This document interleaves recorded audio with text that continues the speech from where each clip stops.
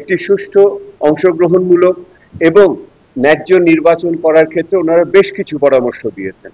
ওনাদের একটা পরামর্শের অংশ হলো প্রার্থিতা নিয়ে। ওনারা মনে করেন দলগুলোকে আরো দায়িত্বশীলতার সাথে দুর্নীতিমুক্ত, যোগ্য, দেশপ্রেমিক প্রার্থীকে মনোনয়ন দেওয়া উচিত বলে ওনারা মনে করেন। ওনারা মনে করেন নারীর মনোনয়ন যথেষ্ট পরিমাণে হয়নি বলে ওনারা মনে করছেন। ওনারা একই সাথে মনে করেন যাদের মনোনয়ন দেওয়া হলো তারা আগামী দিনে দুর্নীতিমুক্ত থাকবেন সেইটার কোনো ব্যবস্থা নেওয়া হবে কিনা, অর্থাৎ ক্ষমতাসীন যারা থাকেন তারা যে দুর্নীতির করেন তাদের সময়কালে সেগুলোর বিচার হবে কিনা বলে ওনারা মনে করে দাবি করেছেন।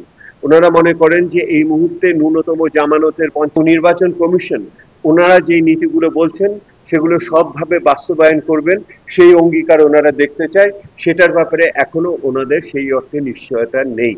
ওনারা আরো বড় কথা বলেছেন। ওনারা বলেছেন আমরা নির্বাচনের পরে সরকারি দলের পক্ষ থেকে নির্বাচন কমিশনে আয় ব্যয়ের হিসাব বিভিন্নভাবে করি, সঠিকভাবে মাত্রার ভিতরে ব্যয় হলো কিনা এটা সততার সাথে হিসাব করা উচিত। ওনারা মনে করেন না যে এই সীমা দেওয়া থাকে সেই সীমার ভিতরে ওনারা থাকেন।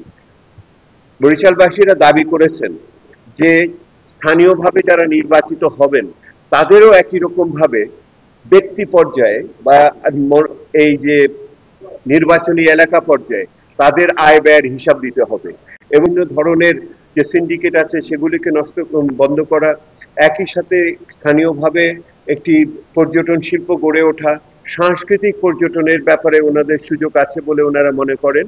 একই রকম ভাবে প্রাকৃতিক দুর্যোগ মোকাবেলা করা বর্জ্য ব্যবস্থাপনা ইত্যাদি বিষয় এখানে সেইভাবে উঠে এসেছে বলে মনে হয়।